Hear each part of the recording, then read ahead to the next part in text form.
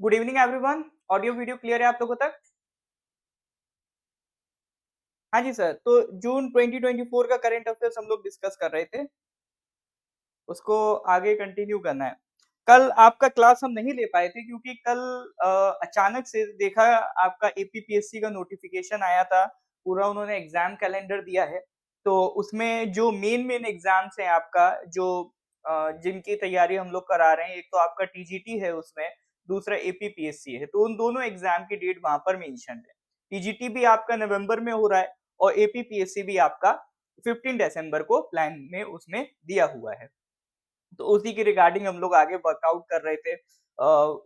उसके लिए बैच भी बना दिया है, अनाउंस भी कर दिया था कल। तो उसी चक्कर में बिजी होने की वजह से कल अपन क्लास नहीं ले पाए थे। तो आपका एपीपीएससी का नया बैच बन रहा है। ऑनलाइन में तो हमारा ऑलरेडी रनिंग है, तो नया बैच ऑनलाइन में भी बन रहा है और ऑफलाइन में भी क्रिएट हो रहा है। 12 अगस्त से स्टार्ट हो रहा है। मैं भी ईटानगर आ रहा हूँ आपका 12 अगस्त से बैच स्टार्ट करने।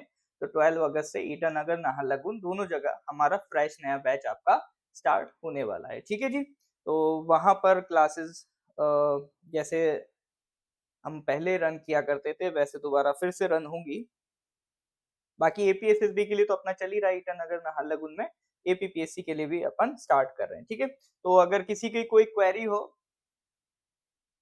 तो वो इस नंबर पे व्हाट्सएप कर देगा 8076535685। जो भी कोर्स से रिलेटेड क्वेरी हो इस नंबर पे व्हाट्सएप कर दीजिएगा। ठीक है। ऑनलाइन भी सर स्टार्ट हो गया है, इसी मंडे से नया सब्जेक्ट स्टार्ट हुआ है ऑनलाइन में भी। उसके रिगार्डिंग भी इस नंबर पे या मेरे को व्हाट्सएप कर देना 9990784642। ठीक है। दो नंबर दे दिए, कंप्लेन नहीं करेंगे सर, कोई कॉल नहीं उठाता। ठीक है। चलिए जी। तो ये बात हो गई बैचेस की। तो जून पे वापस आते हैं। जून के क्वेश्चंस हम लोग कर रहे थे।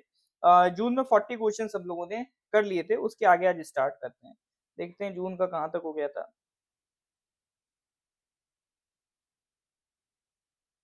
ना, ये क्या हो गया सर? हाँ, लास्ट क्वेश्चन ये था आपका जून में। लास्ट क्वेश्चन ये था, who among the following has been elected as president of the 79th UN General Assembly? Doctor यंगबिंग जी, फ्रैंक सीएस एंथनी, एडविन जिकोलॉटी और फ्लेमन यंग। ठीक है। तो ये क्वेश्चन था आपका क्वेश्चन नंबर 40। ये हम लोगों ने पिछली क्लास में कंप्लीट किया था। तो आज करेंगे सर क्वेश्चन नंबर 41 से। ठीक है। तो क्वेश्चन 41 आपके सामने है। Who among the following has made history as the first Indian to win a fight in the Ultimate Fighting Championship? Sports से रिलेटेड क्वेश्चन है। स्पोर्ट्स से रिलेटेड सर जितने भी आपके मेजर इवेंट्स होते हैं, हमारी कोशिश रहती है वो सारे मेजर इवेंट्स आपके कवर किए जाएं, क्योंकि स्पोर्ट्स एक ऐसा सेक्शन है आपके एग्जाम में सबसे ज्यादा मान के चलो वेटेज रखता है। स्टेनोग्राफर, अब जो एपीएसएसबी के एग्जाम होते हैं उसमें जीके से 25 क्वेश्चंस आते हैं। हेड कांस्टेबल पुराने पैटर्न पे होगा, उसमें 50 आएंगे। बाकी उसके अलावा जितने भी एग्जाम्स हैं उसमें जीके के कितने क्वेश्चन है? 25 है। अभी स्टेनोग्राफर हुआ था पहला एग्जाम नए पैटर्न पे, उसमें से 25 में से सर 5 क्वेश्चन सीधा सीधा स्पोर्ट्स से आए थे। आप समझ लो 20% ऑफ द वेटेज उन्होंने स्पोर्ट्स सेक्शन को दे दिया। और ऐसा नहीं है पहली बार हुआ है, इससे पिछले साल भी अगर एग्जाम्स में देखोगे तो भले ही 20% ना हो बट स्टिल अच्छा खासा वेटेज, एक दो क्वेश्चन तो स्पोर्ट्स से रिलेटेड रहते ही हैं। और स्पोर्ट्स के क्वेश्चन की खास बात है उसमें बिल्कुल टू द पॉइंट सवाल आता है कि चैंपियनशिप का नाम दिया होगा और उसका विनर कौन है वो आपको बताना रहता है। तो ये क्वेश्चन भी उसी तरह का है, यूएफसी को फर्स्ट इंडियन जीतने वाली कौन है। ठीक है। तो इसके अगर करेक्ट आंसर की हम बात करें तो इट इज पूजा तोमर। ठीक है। तो उनकी खुशी देख सकते हैं सर आप चेहरे से। She is the first ever Indian to win a bout at the Ultimate Fighting Championship. ठीक है। चलिए, तो that is question number 41। Move करते हैं अगले क्वेश्चन पे, question number 42। 42 is basically related to Arunachal Pradesh. ठीक है। देखो अरुणाचल स्पेसिफिक क्वेश्चन हम नेशनल लेवल में भी डिस्कस कर रहे हैं। आपका नॉर्थ ईस्ट करंट अफेयर्स है उसमें भी अवेलेबल हो रहा है। ठीक है। अरुणाचल करंट टाइम्स पे भी मैं काम कर रहा हूँ। अभी जुलाई वाला पेंडिंग रह गया था, 1 to 8 जुलाई तक का हो गया था। 9 to 15 का मैंने कंटेंट बना लिया है। कल तक पक्के से उसका वीडियो आ जाएगा, ठीक है। तो उसको भी मैं जल्दी जल्दी रैप अप कर रहा हूँ, हालांकि टाइम की काफी किल्लत हो जाती, but I am trying my best, जल्दी से जल्दी अरुणाचल टाइम्स एनालिसिस भी आपको प्रोवाइड कर दिया जाएगा, ठीक है। कोशिश रहेगी हर 2 दिन में एक एक हफ्ते का कवर करके प्रोवाइड कर दें, ठीक है। तो क्वेश्चन नंबर 42 सर देखिए, recently department of fisheries, government of Arunachal Pradesh and which of the following companies has signed MOA, memorandum of agreement for implementation of a comprehensive fisheries management plan, ठीक है। एक फिशरीज मैनेजमेंट प्लान को लेके करार पाया है, मतलब एक एग्रीमेंट साइन हुआ है at the 2000 megawatt Subansiri lower hydro electric project, ठीक है। रिसेंटली डिपार्टमेंट ऑफ फिशरीज, ठीक है, अरुणाचल गवर्नमेंट का फिशरीज डिपार्टमेंट है, ठीक है। फिशरीज डिपार्टमेंट किसका? अरुणाचल गवर्नमेंट का, प्लस एक और कोई इंस्टीट्यूशन है, उन दोनों ने मिलके एक एग्रीमेंट साइन किया है फिशरीज मैनेजमेंट प्लान पे, ठीक है। तो लंबा सा क्वेश्चन है, मैंने इसीलिए सिंप्लीफाई कर दिया। Department of fisheries from Arunachal, कोई एक और ऑर्गेनाइजेशन है, उन दोनों ने मिलके किस पे एग्रीमेंट साइन किया? फिशरीज मैनेजमेंट प्लान पे। तो सवाल ये है वो ऑर्गेनाइजेशन का नाम बताना, ठीक है, कहां पर? जो सुबानसरी लोअर हाइड्रो इलेक्ट्रिक प्रोजेक्ट है वहां पर, ठीक है।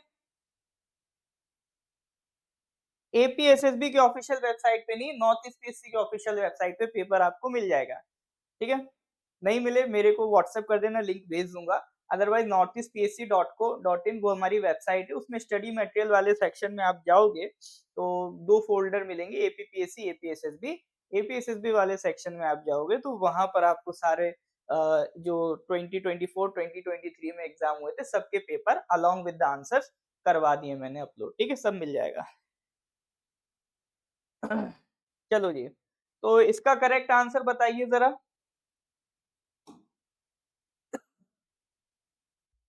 इसका correct answer is sir NHPC limited, ठीक है। Department of fisheries and NHPC sign agreement for fisheries management plan at Subansiri lower hydro electric project, ठीक है, इसको ध्यान रखिएगा। चलिए, तो नेक्स्ट क्वेश्चन पे आते हैं, क्वेश्चन नंबर 43।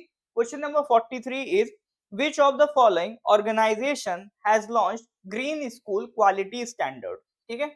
किसी एक ऑर्गेनाइजेशन ने लॉन्च किया green school quality standard which sets the minimum requirement on how to create a green school by promoting an action oriented approach।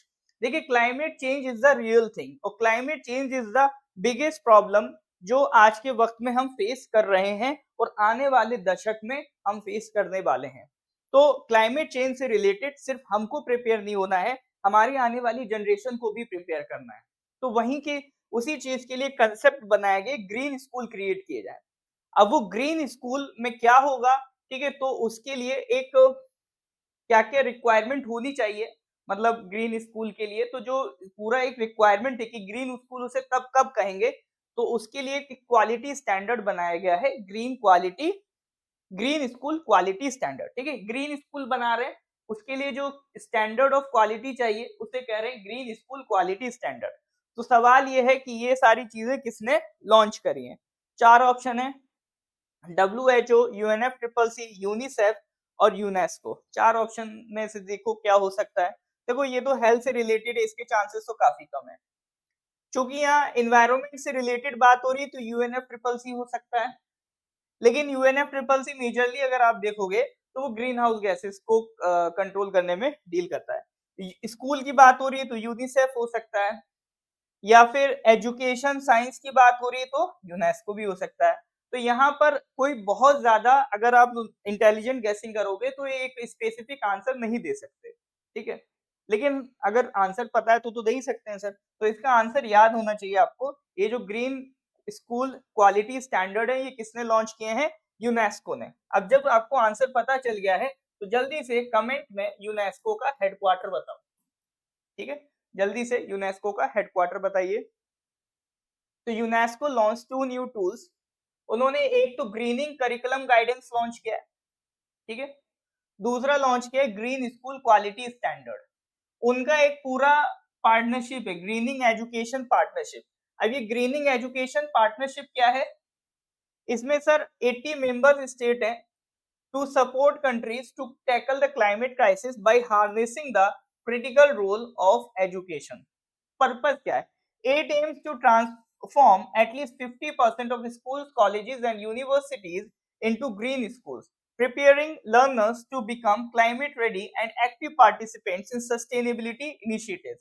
यानी इनका पर्पस है कि सर जो इनके मेंबर स्टेट्स हैं उनके जितने भी एजुकेशनल इंस्टीट्यूट्स हैं, बी इट स्कूल, कॉलेज और यूनिवर्सिटी, तो वहां पर 50% इंस्टीट्यूशंस ऐसी हो जो क्लाइमेट रेडी हो, जहां के बच्चे क्लाइमेट चेंज से लड़ना जानते हो, जहां के बच्चे जहां से जो पढ़ के निकले उन्हें पता है कि सस्टेनेबल इनिशिएटिव कैसे लिए जाए, क्लाइमेट चेंज को कैसे रोका जाए, उसके लिए क्या क्या स्टेप्स लेने चाहिए। यानी कुल मिला के क्लाइमेट फ्रेंडली और क्लाइमेट अवेयरनेस बढ़ाई जाए आने वाली जनरेशन में, ऐसे स्कूल्स क्रिएट की जाए। इसी इनिशिएटिव को नाम दिया गया है ग्रीनिंग एजुकेशन पार्टनरशिप। ठीक है, इसी के तहत एक पूरा करिकुलम गाइडेंस लॉन्च किया है और दूसरा green school quality standard launch किया है। यानी करिकुलम गाइडेंस में बताया गया है कि बच्चों को पढ़ाया क्या जाएगा और क्वालिटी स्टैंडर्ड्स में बताया गया है कि जिन स्कूल्स को ग्रीन स्कूल बनाया जाएगा उनकी मिनिमम रिक्वायरमेंट क्या होनी चाहिए। ठीक है, तो ये दोनों चीजें काउंट हो रही हैं अंडर ग्रीनिंग एजुकेशन प्रोग्राम। ठीक है, दूसरी चीज मैंने पूछी थी जो एक्चुअल में सबसे ज्यादा इंपॉर्टेंट है, दैट इज यूनेस्को का हेडक्वार्टर, वो है सर आपका पेरिस, कैपिटल ऑफ फ्रांस। ठीक है, Paris France, that is the headquarter. तो अल्टीमेटली इसको एक बार आप बस समझ लो है क्या, बाकी जो मेंस लिख रहे हैं उनके लिए ज्यादा इंपॉर्टेंट है, जो यूपीपीएससी की तैयारी कर रहे हैं, जो एमसीक्यू तक की तैयारी कर रहे हो तो बस इतना याद रखना, यूनेस्को ने इसे लॉन्च किया है और यूनेस्को का हेडक्वार्टर है फ्रांस। बात समझ में आ रही है सर? हाँ जी, यहाँ तक कोई डाउट है तो बताइए, क्लियर है तो गिव मी थम्स अप। हाँ जी सर, यहाँ तक कोई दिक्कत है तो बताइए।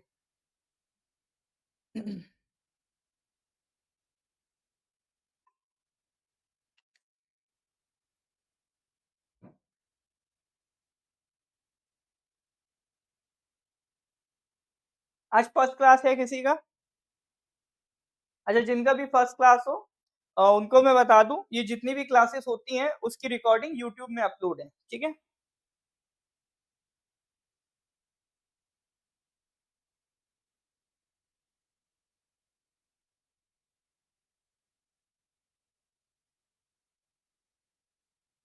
उसकी जो रिकॉर्डिंग है वो आपका नॉर्थ ईस्ट पीएससी के यूट्यूब चैनल में अपलोडेड है।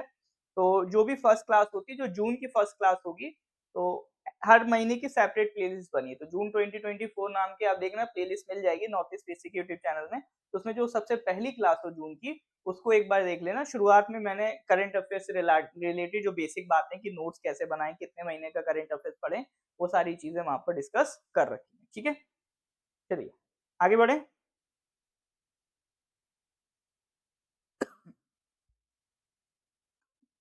Question number 40, question number 44.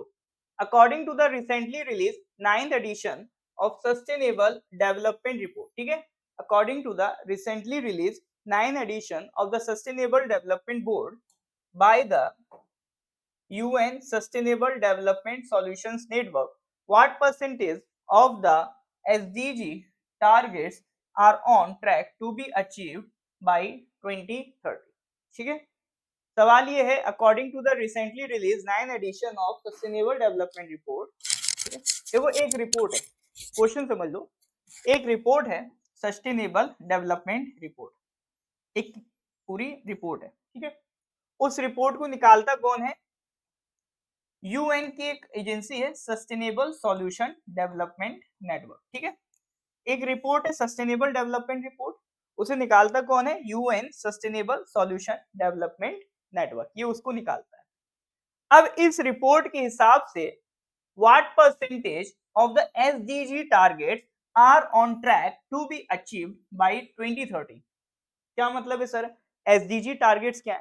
देखो, एसडीजी का मतलब है सस्टेनेबल डेवलपमेंट गोल्स। ठीक है, सस्टेनेबल डेवलपमेंट गोल्स, ये क्या है? देखो, एक बार जो यूएन की मीटिंग हुई, यूएन जनरल असेंबली की, तो उसमें सबने कसम खाई कि हम बाय 2013 17 गोल्स को फुलफिल करेंगे। अब वो जो 17 गोल्स हैं उन्हें कहते हैं सस्टेनेबल डेवलपमेंट गोल्स। 17 गोल्स क्या है, जैसे कोई भी भूखमरी नहीं होगी, सबको हेल्दी इन्वायरमेंट मिलेगा, सबको क्लीन पानी मिलेगा, सबको अच्छी एजुकेशन मिलेगी, जेंडर डिस्पैरिटी खत्म करेंगे, इनइक्वालिटीज खत्म करेंगे। तो ये सारी चीजें कुल मिला के 17 गोल्स हैं, आगे मैं दिखा दूंगा वो गोल्स क्या है। तो ये डिसाइड हुआ था कि बाय 2030 हमें ये 17 जो गोल्स हैं, जिन्हें सस्टेनेबल डेवलपमेंट गोल्स कहा गया है, उन्हें फुलफिल करना है, कंप्लीट करना है। अब एक रिपोर्ट आई है जो सस्टेनेबल डेवलपमेंट रिपोर्ट है, ये बता रही है कि जो हमने वादे किए थे, कस्में खाई थी कि बाय 2030 ये गोल्स पूरे करेंगे, तो कितने गोल्स हम पूरे कर पा रहे हैं। ठीक है, what percentage of these targets are to be achieved by 2030, कि मतलब 2030 तक जितने हमने कस्में खाई थी उसका कितना परसेंटेज हम पूरा कर पा रहे हैं। तो कितना कर पा रहे हैं, ऑप्शन ही बता रहे हैं सर आपको। मान लो अगर ज्यादा से ज्यादा ऑप्शन के हिसाब से कितना 30% कर पा रहे हैं, बहुत कम है सर। ठीक है, और करेक्ट आंसर सुन के तो आप और चौंक जाओगे। तो बाय 2030 हम कितने गोल्स फुलफिल कर पा रहे हैं, हम 17 डेवलपमेंट गोल्स में से कितना परसेंटेज उसको फुलफिल कर पा रहे हैं, 16% फुलफिल कर पा रहे हैं। ठीक है, ओवरऑल पूरे देश में जो कस्में खाई थी तो 16% पूरा हो पा रहा है, मतलब उसका कोई मतलब है ही नहीं। ठीक है, तो रैंकिंग के हिसाब से देखें तो सबसे बेहतर काम कौन कर रहा है उन गोल्स को फुलफिल करने में, जो सबसे ज्यादा गोल्स फुलफिल कर पाएगा, नंबर 1 पे है फिनलैंड। ठीक है, उसी को याद रखो, बाकी किसी को याद मत रखो, कोई लिस्ट नहीं पूछेगा। तो पूछेगा तो यही पूछ लेगा as per sustainable development report, या तो ये पूछ लेगा कि 16% गोल्स फुलफिल हो पा रहे हैं, या पूछ लेगा रैंक 1 पे कौन है सस्टेनेबल डेवलपमेंट गोल फुलफिल करने में, तो दैट इज फिनलैंड। तो दो बातें याद रखना, 16% फुलफिल हो रहा है ओवरऑल, और सबसे आगे कौन है फुलफिल करने पे, फिनलैंड। ठीक है, भारत की बात करें तो we are nowhere in top 10। ये 17 गोल्स हैं। ये आगे मैं अलग से पिक्चर लगाई है, ये ब्लर है ना, ये मत देखना, भी आगे दिखा दूंगा।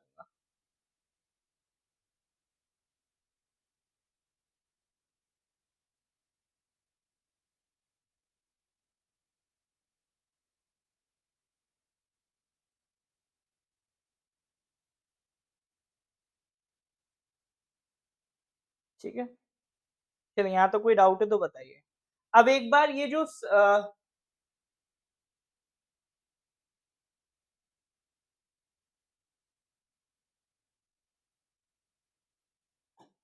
अच्छा, अब ये जो रिपोर्ट पब्लिश करने वाली संस्था है, यूएन, मैं नाम गलत भूल गया था, सस्टेनेबल डेवलपमेंट सॉल्यूशन नेटवर्क। ठीक है, ये गोल फुलफिल करने वाली जो संस्था है, UN sustainable development solution network, ये इसके बारे में अगर आप बात करो तो it was established in 2012, UN ने एस्टैब्लिश किया, नाम में सर इसके यूएन आ रहा है। ठीक है, इसका पर्पज ही यही है to promote practical solutions for achieving the sustainable development goal. उनको पूरा करने के लिए जो सॉल्यूशंस है उसे देने के लिए ये आपकी संस्था बनाई गई थी। अब इसका सेक्रेटेरिएट पता होना चाहिए सर। ठीक है, कोई भी संस्था पढ़ते हैं हम इंटरनेशनल, तो उसका हेडक्वार्टर या सेक्रेटेरिएट तो देखते देखते हैं, ये प्रथा है sir. Correct answer is Paris, France. ठीक है, और कुआलालंपुर मलेशिया, और आपका न्यूयॉर्क, तो 3 जगह इसका सेक्रेटेरिएट है। तो चूंकि 3 जगह है तो ये एग्जाम में नहीं पूछेगा, एक जगह हो तो पूछ लेता। हाँ जी, अरुणाचल बजट अभी, ये मैं अरुणाचल टाइम्स कर रहा हूँ ना, तो उसी के साथ आपका अरुणाचल बजट भी कवर।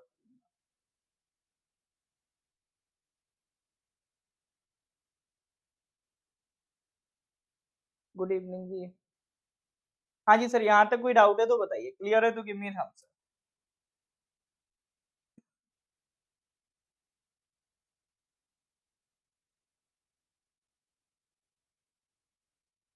तो ये आपके 17 गोल्स हैं।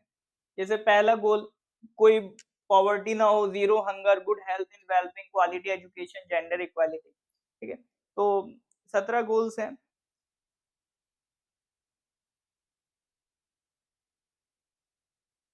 तो एक बार बस देख लेना, तो याद करने की जरूरत नहीं है। चलिए नेक्स्ट क्वेश्चन पे आ जाओ। Question number 45, according to the recently release World Bank's container port performance index 2023, हाँ जी sir, according to the recently release World Bank's container port performance index 2023, which of the following ports is the only Indian port to be featured in the top 20 rankings? ठीक है, जो हमारे ports हैं, बंदरगाह, मतलब जहाँ से मतलब आपका कोस्टल एरियाज में जो पोर्ट्स होते हैं जहाँ से सामान शिपिंग्स होती हैं, तो उनकी भी रैंकिंग होती है। तो वर्ल्ड बैंक की एक इंडेक्स है कंटेनर पोर्ट परफॉर्मेंस इंडेक्स, ठीक है, जो कंटेनर पोर्ट्स हैं कैसा परफॉर्म कर रहे हैं, क्या क्या फैसिलिटीज हैं, उसके अकॉर्डिंगली उनकी रैंकिंग निकाली जाती है। तो इसमें से एक पोर्ट है जो दुनिया के टॉप 20 पोर्ट्स में आया है, ठीक है, तो बड़ी बात है, अच्छी बात है। तो दुनिया भर के जो रैंक निकलती है कंटेनर पोर्ट परफॉर्मेंस इंडेक्स, उसमें इंडिया का एक पोर्ट टॉप 20 में आया है। तो सवाल ये है कि वो कौन सा पोर्ट है, Mundra port, Cochin port, Visakhapatnam port या पारादीप पोर्ट? बताइए सर, करेक्ट आंसर बताइए। क्वेश्चन नंबर 45 करेक्ट आंसर क्या होगा? यहाँ कह रहे हैं इट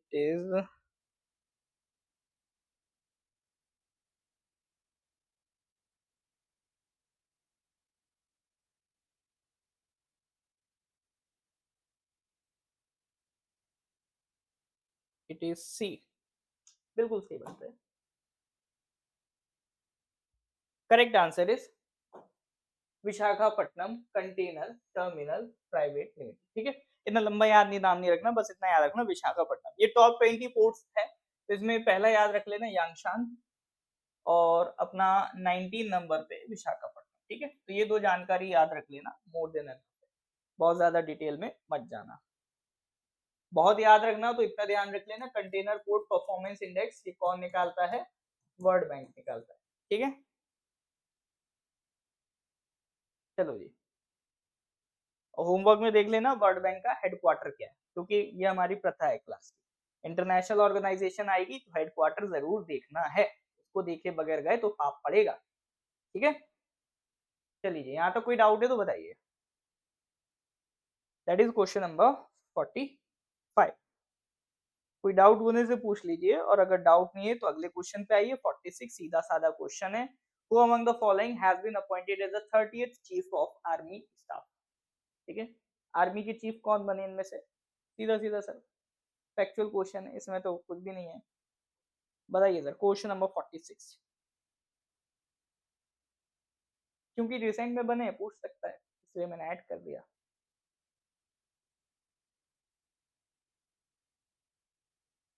ये तुक्का, बिल्कुल सही जवाब। Correct answer is lieutenant general Upendra Dwivedi ji जो हैं, वो अभी लेफ्टिनेंट जनरल है, he will be promoted to the chief of army staff.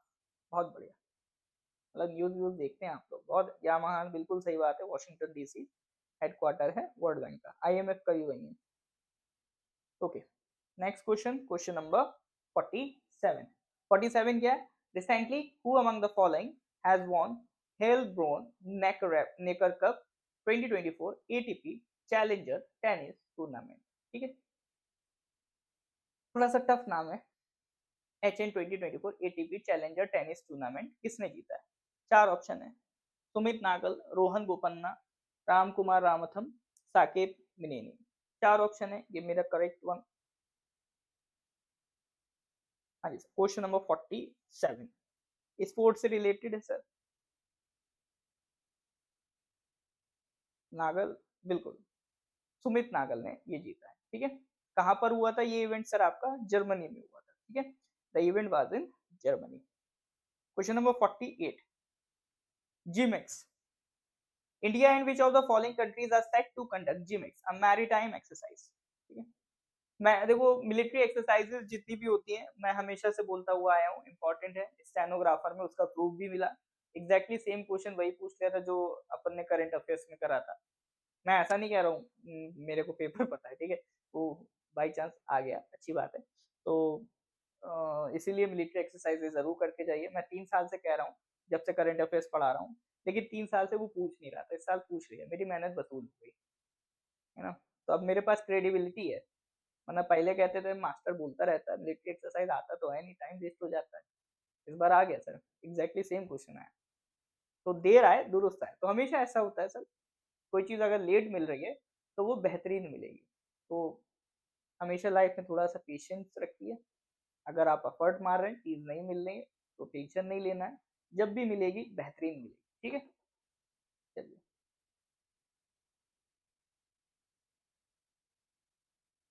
टूटे दिल वालों को बड़ा सुकून मिलता है ये सुन के, हैं।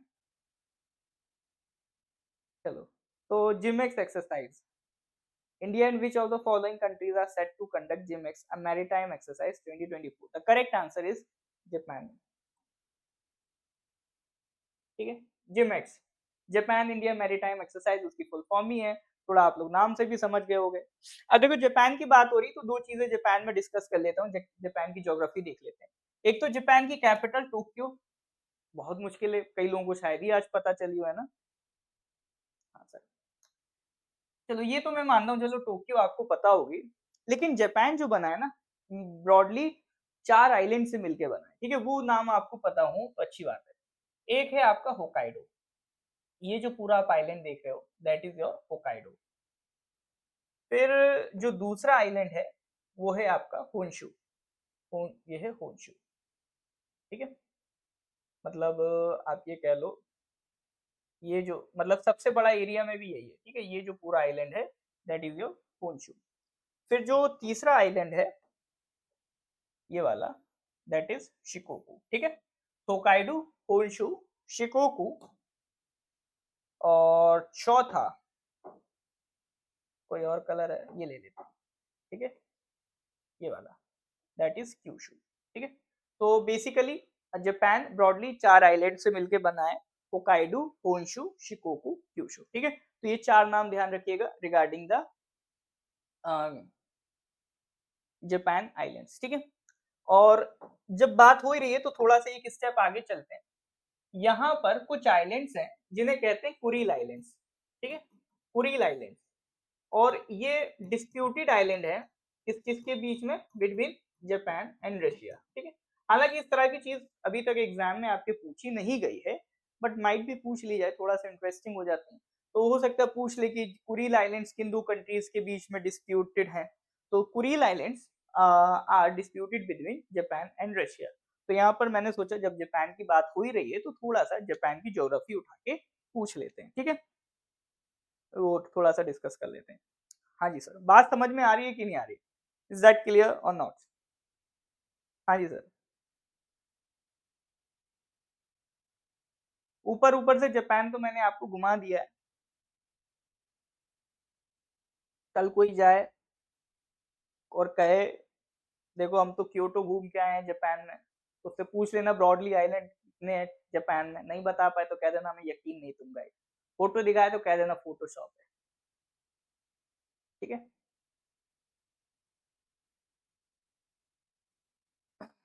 चलिए 49 पे आ जाओ सर, स्पोर्ट्स से रिलेटेड है।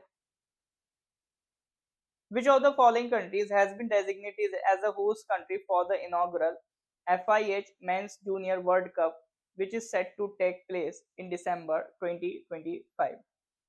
तो 2025 में एक जूनियर वर्ल्ड कप होने वाला है हॉकी का। FIH इंटरनेशनल हॉकी फेडरेशन को कहते हैं।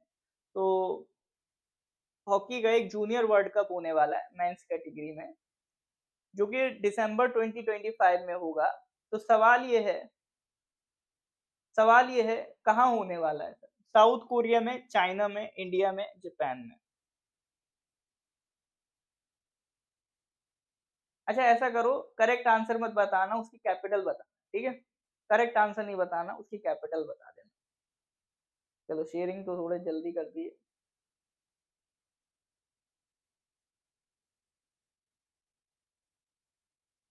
Capital sir, capital.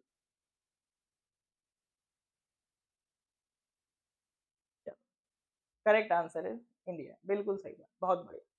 Correct answer is India, new Delhi capital है। वाह सर, बहुत बढ़िया जानकारी बताई आज। ठीक है, तो अब ये अगली साल अपने यहाँ होगा, कोई जा रहा है देखने दिसंबर 2025? इस बार मेहनत कर लो, एग्जाम निकाल लो, अगले साल बिंदास जाना देखने। Next question 50। अभी हुआ क्या सर, एक म्यूजियम था, वहां पर एक स्कल्पचर था जो हमारा था, मतलब हमारे देश से बिलोंग करता था। तो वो स्कल्पचर अब वापस इंडिया आ रहा है। एक दिन सर कोहिनूर भी ले आएंगे ऐसे। यहाँ देखो एक म्यूजियम है वहाँ, एशमोलियन म्यूजियम, ठीक है। उनके पास एक 16 सेंचुरी का ब्रॉन्ज स्कल्पचर है। एक संत हैं, संत तिरुमनकई अलवर, ठीक है। एक संत हैं तिरुमनकई अलवर, उनका एक स्कल्पचर है, 16 सेंचुरी का ब्रॉन्ज स्कल्पचर है। तो वो है आपका एशमोलियन म्यूजियम में। तो वो म्यूजियम को हमने एक चिट्ठी लिखी, वो एक्चुअली चोरी हो गया था यहाँ से, और वो चोरी हो हवा के उनके म्यूजियम में पहुंच गया। अब उनको चिट्ठी लिखी, भाई वापस कर दो। तो उन्होंने कहा ठीक है कर देते हैं। तो वो वापस इंडिया आ रहा है। तो क्वेश्चन ये है कि ये जो म्यूजियम है वो किस यूनिवर्सिटी से एसोसिएटेड है? Oxford, Stanford, Harvard, Cambridge university, ठीक है। इसमें से एक यूके की है, बाकी सब अमेरिका की हैं। बांग्लादेशी पीएम क्यों रिजाइन किया, उसके रिलेटेड हमने पूरी वीडियो आपकी बनाई है, क्योंकि हम उनकी जान को ऑब्वियसली बात है खतरा था, मिलिट्री को हो चुका है। उनके फादर के साथ भी यही हुआ था, मुजीबुर रहमान के साथ उनकी पूरी फैमिली को मार दिया गया था, ठीक है। तो अभी उस पर पूरा नजरुल सर ने वीडियो बनाया है, central exam updates YouTube channel पे, नहीं मिले तो मैं लिंक भेज दूंगा।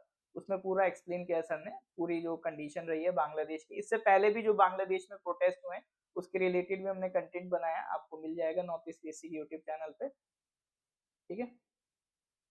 बताइए sir. Ashmolean museum has decided to return. तो चार हैं, एक यूके की, बाकी अमेरिका की है। अब सर चोरी हुई चीजों म्यूजियम में किस कंट्री में ज्यादा दिखती है, मतलब ऐसा कहाँ माना जाता है आम लोगों के नजरों में? तो वो तो सर यूके ही है। Correct answer is Oxford university, ठीक है। ये जो म्यूजियम है वो किससे रिलेटेड है? ऑक्सफोर्ड यूनिवर्सिटी से रिलेटेड है। तो जो आपका ये तिरुमंगई अलवर जो है, is one of the 12 Alvars. Alvars मतलब एक तरीके के गुरु थे, संत थे, revered saint poets of the Tamil Vaishnavite tradition, ठीक है। तमिल वैष्णवाइट ट्रेडिशन में जो 12 आपका अलवर्स हैं, उनमें से एक अलवर थे तिरुमंगई अलवर, उनका ये ब्रॉन्ज स्कल्पचर है। तो ये आपका पहुंच गया था, ठीक है। believed to have been stolen from a temple in Tamil Nadu was acquired by the museum in 1967 from Sotheby's auction house, ठीक है। ऑक्शन से उन्होंने ले लिया। This decision came after an independent researcher alerted the museum to the statue's origins, prompting the museum to notify the Indian High Commission, ठीक है। बाद में पता चला रही है तो इंडियन है, वापस करो, तो वो वापस भेज रहे हैं। तो ये उनकी खुशी दिली है कि उन्होंने ये काम किया। We must congratulate. अब हमारा स्कल्पचर हमारे कंट्री में वापस आ रहा है, ठीक है। 16 सेंचुरी का है सर, ठीक है। चलिए नेक्स्ट क्वेश्चन पे आते हैं सर, क्वेश्चन नंबर 51। 51 है sir, recently Rajeev Taranath has passed away, he was associated with which of the following fields? Politics, academics, music या film direction? Rajeev Taranath has passed away, he was associated with which of the following fields? Politics, academics, music, film direction? अभी एक awardee हैं sir, Padma awardee Shri Rajiv Taranath जी, उनका देहांत हो गया था, तो इसीलिए उनकी एज ए ट्रिब्यूट हमने क्वेश्चन दिया है। ही was associated with which of the following fields? Politics, academics, music, film direction? बताइए सर करेक्ट आंसर क्या होगा?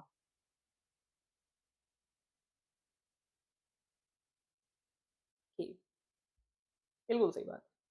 करेक्ट आंसर इज म्यूजिक, ठीक है। तो a distinguished exponent of the Senia Mehar Gharana, Pandit Taranath's contribution to the Indian classical music were recognized with numerous prestigious awards, ठीक है। उन्हें पद्मश्री मिला, ठीक है। He was awarded Padma Shri by the government of India in 2019 and संगीत नाटक अकादमी award in 2000। ये 2 award से वो नवाजे गए हैं। तो he was a great musician of the senior Maihar gharana. चलिए सर, तो ये था question number 51। That was all about today. तो आज 11 क्वेश्चंस हम लोगों ने कर लिए, तो आज यहीं तक रखते हैं। इसके आगे के questions we will continue in the next class, ठीक है सर। चलिए फिर इसके आगे की कहानी हम नेक्स्ट क्लास में करते हैं। तो लेक्चर अच्छा लगा हो तो लाइक कर देंगे, अपनी कलीग्स के साथ इसको शेयर कर देंगे, ठीक है सर। फिर मिलते हैं अगली क्लास में। जो लोग ईटन अगर नाहरलगुन आना चाहें तो 12 अगस्त में अपन आ रहे हैं अरुणाचल, तो वहां भी आके मिल सकते हैं, ठीक है। चलिए मिलते हैं सर अगली क्लास में। Till then goodbye, have a nice day.